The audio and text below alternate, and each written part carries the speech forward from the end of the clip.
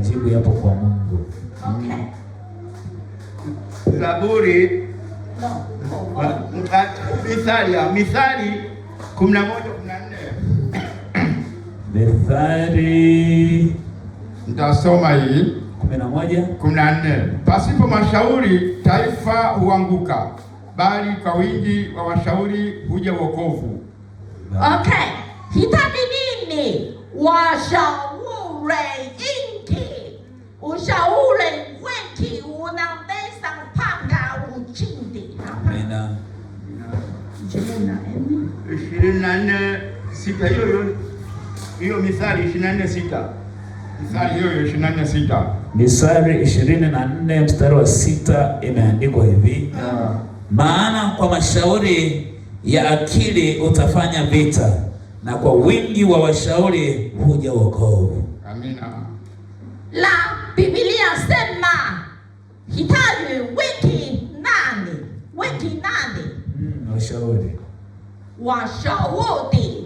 Shauri ni nani? Ndio. Shauri ni nani? Ushauri wa Mungu. Mungu.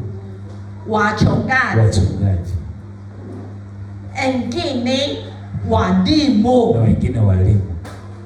Okay. Amina. Funguo wa 6.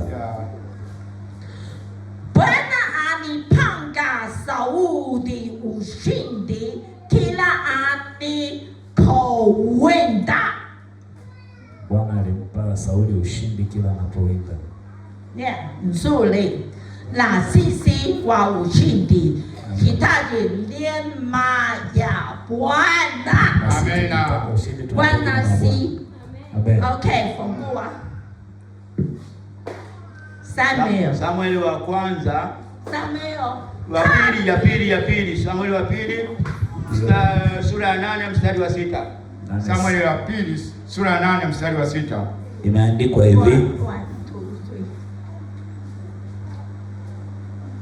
Samueli wa pili sura ya 8 mstari wa 6. Maneno ya Bwana yanasema hivi.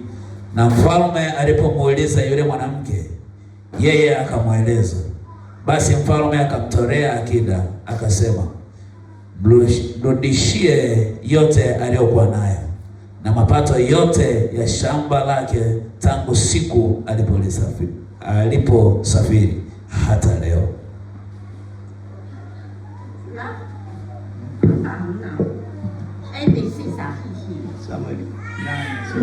No, hapa Samueli 8:14. Soma 14. Samueli 8:14 imeandikwa hivi.